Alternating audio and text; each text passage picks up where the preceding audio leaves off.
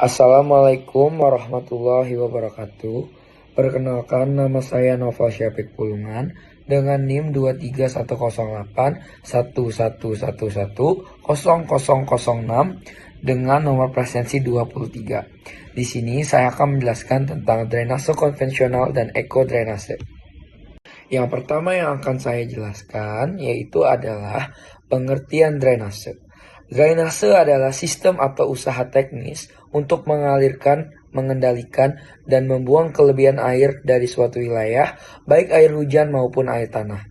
Tujuan utamanya adalah mencegah terjadinya genangan banjir, serta menjaga agar lahan dan infrastruktur tetap berfungsi dengan baik. Lalu, tujuan dari drainase adalah untuk mengendalikan dan membuang kelebihan air agar tidak menimbulkan masalah pada lingkungan maupun infrastruktur. Dengan adanya drainase, air hujan dapat dialirkan dengan cepat sehingga tidak terjadinya genangan atau banjir di permukiman, jalan, maupun lahan pertanian. Lalu, di sini saya akan menjelaskan tentang drainase konvensional. Drainase konvensional adalah sistem pembuangan air dengan saluran terbuka atau tertutup yang langsung mengalirkan air ke sungai atau laut tanpa memperhatikan resapan. Ciri-ciri dari drainase konvensional, air dibuang langsung ke badan air penerima, desainnya sederhana, dan tidak ada upaya resapan. Lalu kelebihan dari drainase konvensional yang pertama adalah murah, mudah dibangun dan cepat mengalirkan air. Kekurangan dari drainase konvensional yaitu mengurangi cadangan air tanah, memperbesar risiko banjir di hilir, dan kurang ramah lingkungan. Lalu, apa itu ekodrainase? Ekodrainase adalah sistem drainase yang ramah lingkungan dengan memanfaatkan air hujan agar meresap kembali ke tanah, bukan hanya dibuang ke sungai atau laut. Konsep ini bertujuan untuk mengurangi genangan sekaligus menjaga ketersediaan air tanah. Konsepnya dari ekodrainase adalah mengalirkan dan mengelola air hujan secara alami melalui peresapan, penyimpanan, dan pemanfaatan kembali. Prinsip dari ekodrainase yaitu adalah menahan air hujan di tempat jatuhnya, meresapkan air tanah, dan mengalirkan sisa air secara terkendali. Bentuk penerapannya yaitu sumur resapan, biopori, kolam retensi, taman resapan, dan pumping block berpori.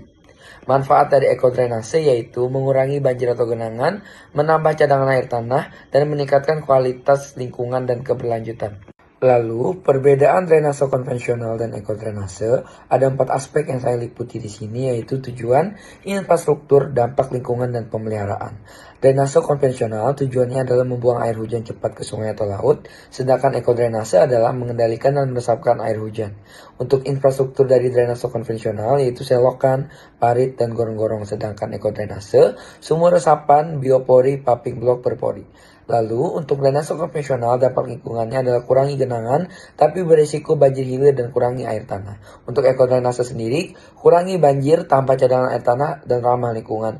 Dan untuk pemeliharaan dari drainase konvensional adalah mudah tersumbat, butuh pengerukan rutin, dan untuk ekodrainase, pemeliharaannya adalah lebih alami, minim perawatan intensif.